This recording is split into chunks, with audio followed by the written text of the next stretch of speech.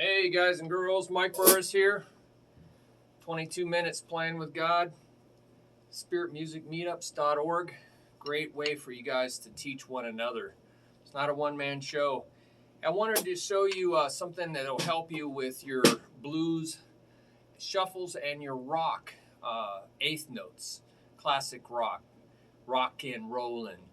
And this is just learned from a lot of playing and asking really how to get that sound, trying to ask God about how to get that sound. And what you really want to hear is the quarter note, the metronome beat in music. That's what keeps everybody together. And it's not always by playing a loud bass drum, because that's a certain style of music called house or disco or techno, where you hear that plodding four on the floor. You don't always want to hear that. So I think a better way to do it is bring it out in your timekeeper.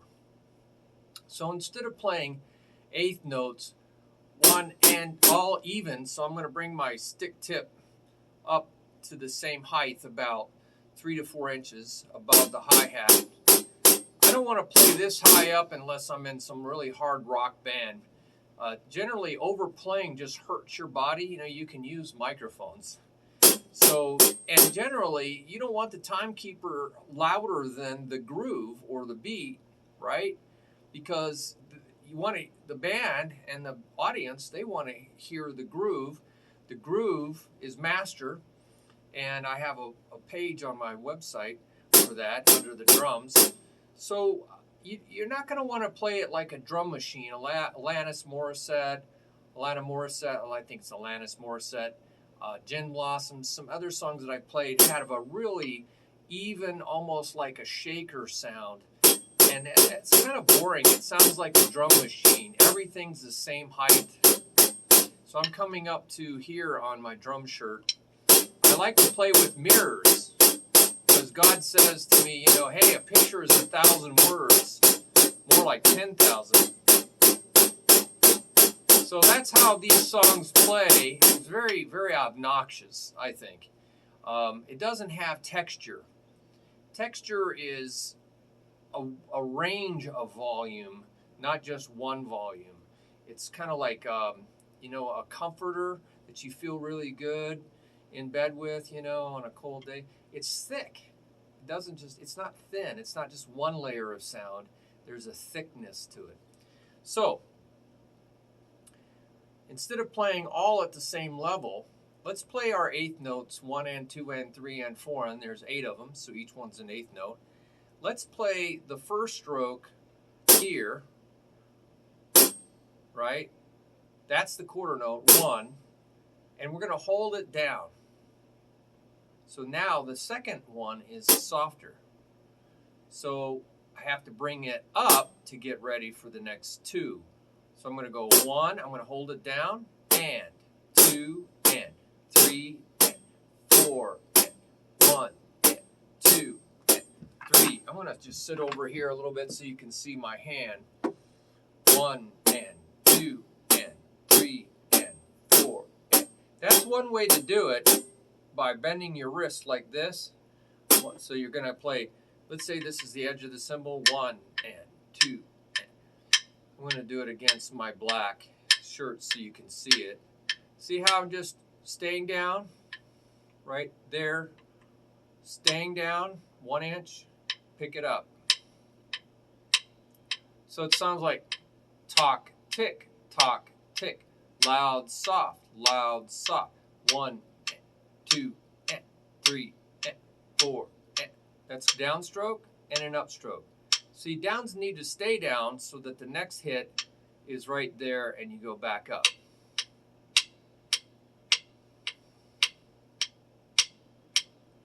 Now, another way to do it is to use a Moeller, which is 1, and you lift with your wrist so that when you play, the stick sags. Your wrist is relaxed, like a cobra. So it just goes 1 and. So you tap with your wrist bent, and then And this is how you get a louder, more whipping. So it's very relaxed, raising here, and then you whip. Now that's for a louder stroke.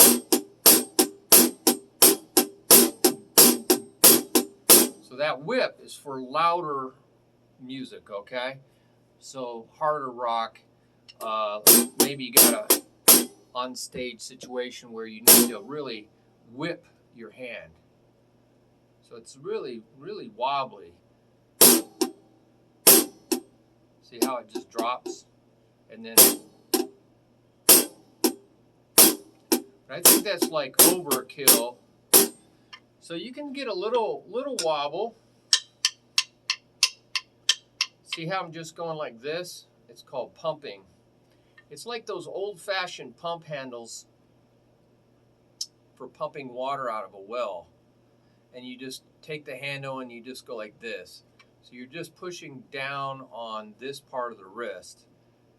And you do this, I've seen people do this very, very fast for like 16th notes. One E and a 2 E and a 1 and a 1 E. And they're just like that. They're just, it's amazing to watch. I don't play that much. But so for you guys, 8 notes is probably good enough. 1 and 2 and 3 and 4 and. See, I'm really not concentrating on tapping. I'm just really concentrating on going down here, right? I'm going down here, and then I'm just relaxing my wrist, dropping my stick. Down here. So I'm not really tapping, I'm just dropping it. So I'm not really thinking about using my fingers or using my wrist. I'm just dropping my wrist and then lifting my wrist. Dropping my wrist, lifting my wrist. So really, you can practice this on your hi-hat just like that. So your stick is like a seesaw. I'm just hitting my snare drum. So that's exaggerated. So I'm just limp wristing it. I'm going to play over here so you can see it.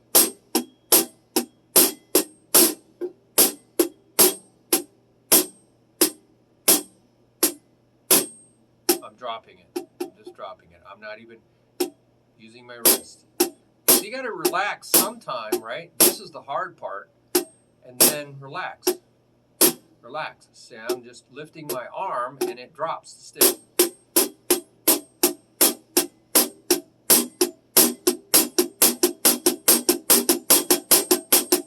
That second stroke is free because all I'm doing is lifting my wrist and then dropping it. That second stroke is free. There's no effort. And that's the volume difference you want. Now when I play, I put a little piece of tape here so that I can play at 11 o'clock, not at 9 o'clock, because then that's going to cover my hand. My hand's trapped. There's a whole bunch of cool things out on the internet. If you play 10 o'clock, like 10 o'clock, then you're still trapped. Your tip is trapped, so you can't really be independent. But if you play at 11 o'clock, not 12, but at 11 o'clock, it's at an angle, so you might, if you're holding down your stick, you might slide off the hi-hat like this. But I don't hold my stick down. I hit, and I come within about an inch, because I'm just relaxing my wrist. See, I'm just relaxing my wrist and lifting it up.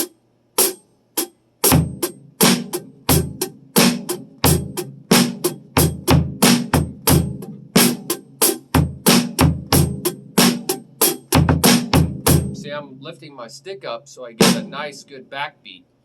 Rebound. If you hold your stick down, all that energy goes into your wrist. I see people do that. Boy, they can't play when I'm 61 years old, playing in a lot of 37-plus bands. but you're going to have wrist problems because all that energy that stick wants to rebound. It'll fly. If I threw this stick, it would just hit this board, hit myself in the head. Bam. It wants to go in it somewhere, all that energy. So if you hold it down, which I see people do, they hit their leg, they have bruises all over their leg. They break their sticks down here all the time because that energy's got to go somewhere. So you don't want that energy to go down there because it's going to go into the wrist, then it's going to go into the elbow, then it's going to go into the shoulder, and then it's going to go up into your neck. And so I've taught people that they have so much nerve damage. You want to feel that rebound like a rubber ball and just bring it down there. Unless you're playing ghost notes down here, but you're going to come down, play your ghost notes,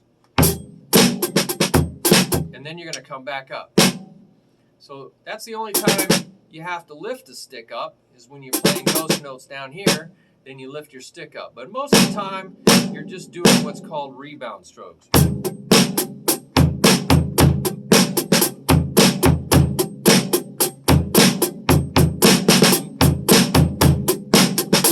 Now, I was playing very like this, wasn't I? Again, it's very boring. Now they can hear the quarter note. 1 and 2 and 2 and 4.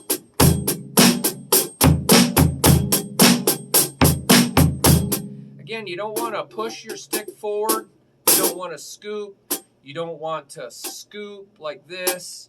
All this stuff is just wasting energy and time and shoulder muscle problems.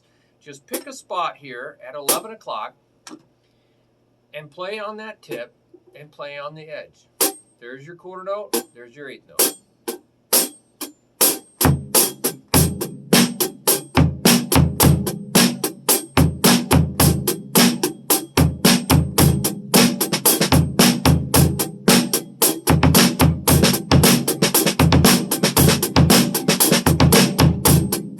So they can really hear that quarter note. And all I'm doing is doing this the whole time. So you get a consistency of sound. You know, there's different sounds on your hi-hat, and you're going to have a microphone on that, usually in the studio. And so you want the exact same sound every single time. So don't mess around with your leg either. Keep it in the same spot. Keep the same amount of pressure. I got it kind of loose. I could have my heel up. Now I lowered my heel. Now I'm lowering it even more, taking more.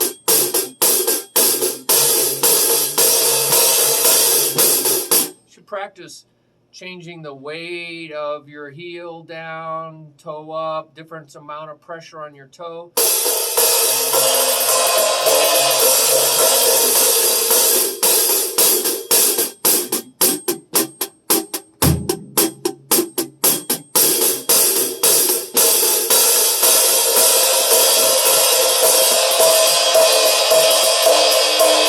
But I'm trying not to change my hand at all.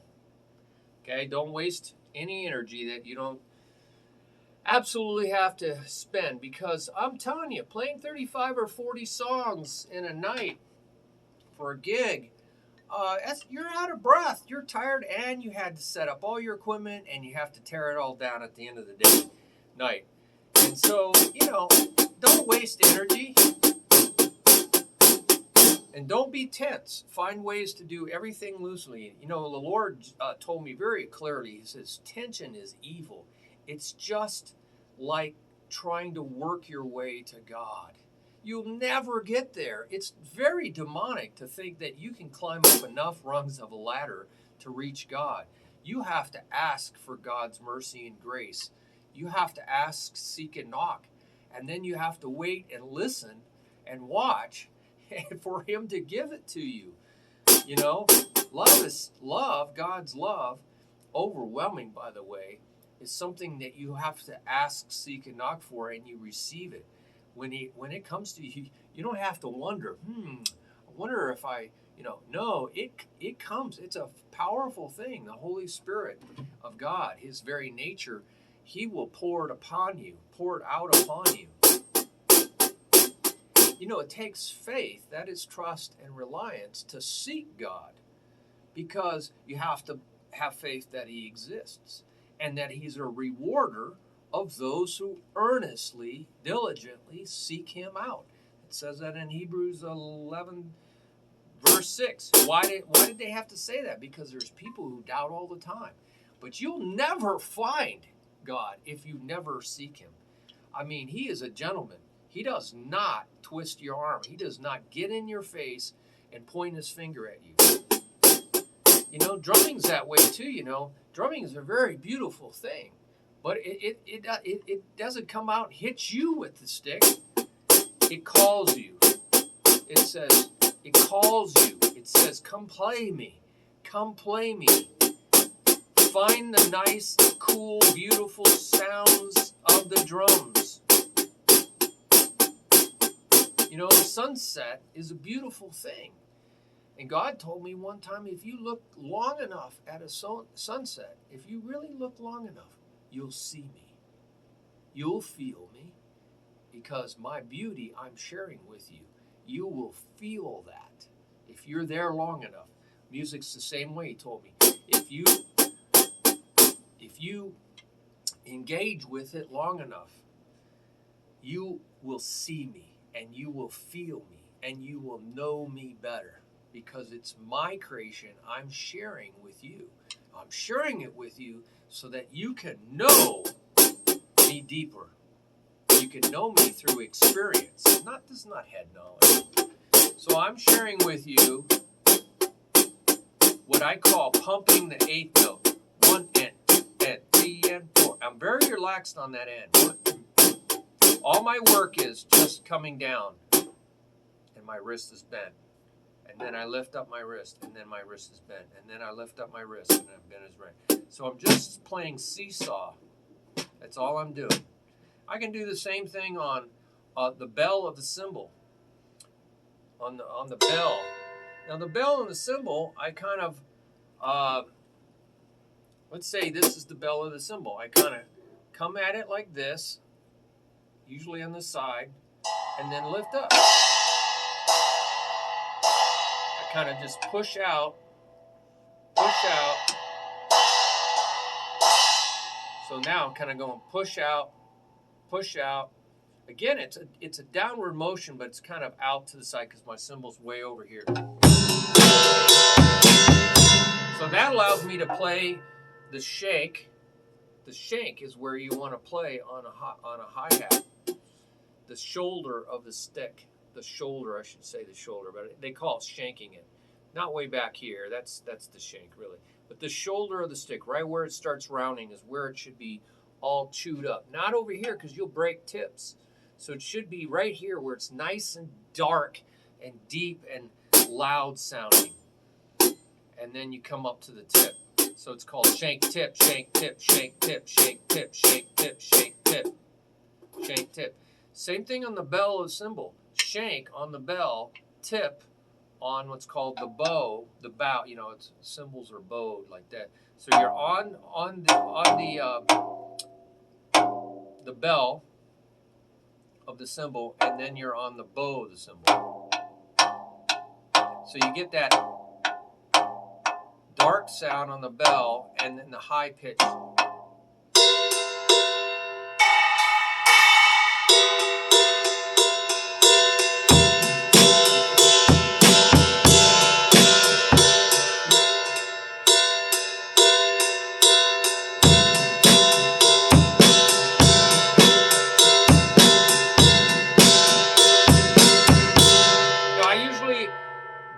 When I'm over there playing on the bell, I usually don't do that. The bell is usually for a really loud part of the cymbal, and I'll do a song. I'll just play quarter notes.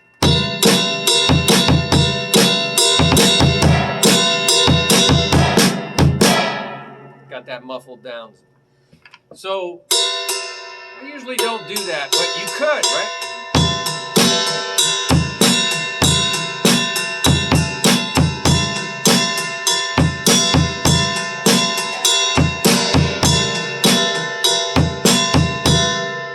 That quarter note, bing, bing, bing, but then you hear the eighth note, the offbeat.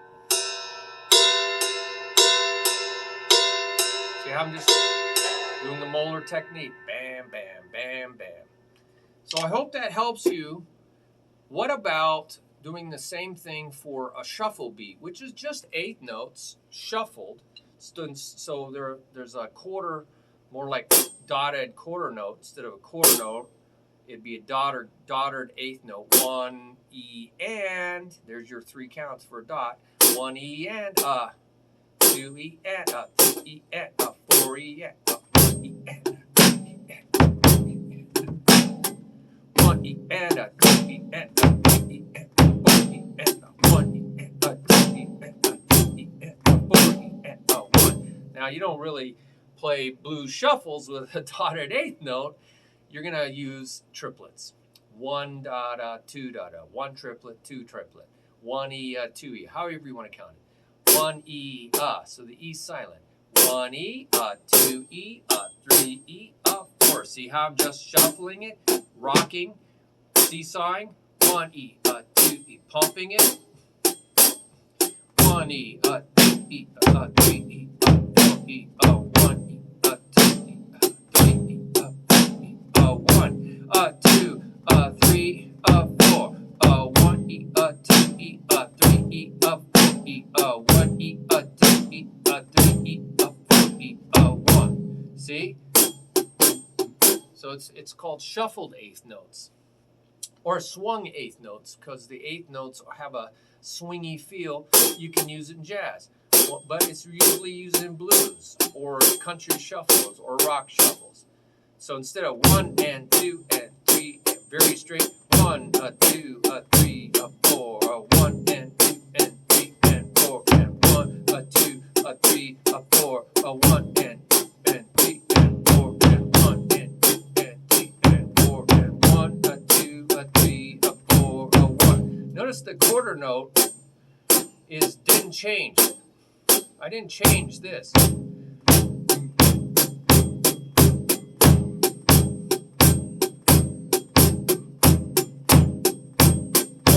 2 3 4 1 and 2 and 3 and 4 and 1 and 2.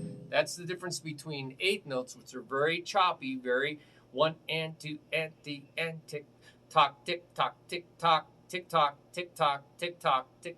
So a way to also remember how a shuffle sounds, it's sha. It's longer sound because it's a dot. It's triplets. It's 2 eighth note triplets. 1 E, 1 E, 2 E. So it's longer sound. 1 E. It's longer than just 1 and 2 and 1 E, 2 E, 3 E. So it's a longer sound. 1 E. It's 2 somethings instead of just 1 something. 1 E, 2. So it's a little longer sound. So I say shuffle, shuffle, shuffle, shuffle, shuffle, shuffle, shuffle, shuffle, shuffle, shuffle, shuffle, shuffle. That's shuffle. So it comes from a guy dragging his leg. You know, he's got some ailment, right? Handicap. So he drags his leg. So it goes drags his leg over to his other leg. So you watch somebody shuffling. They're crippled. They're dragging their leg. 1 up, and there's the shuffle. 1 up, 2. There's the shuffle. 1 up, 2. There's drag. 3 up, 4. So he's dragging that leg over to the other leg. Drag, drag, drag, drag. 1, 2, 3.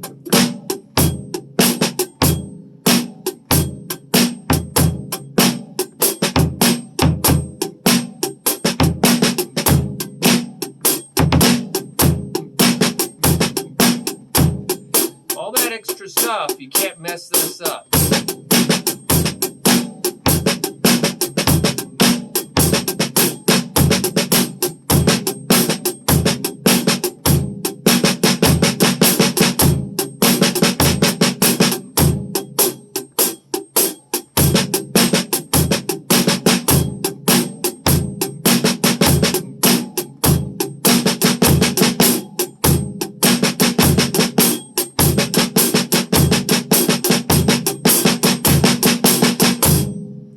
don't do all that usually with the left hand. But the key is to try to keep from messing this up. Same with rock and roll.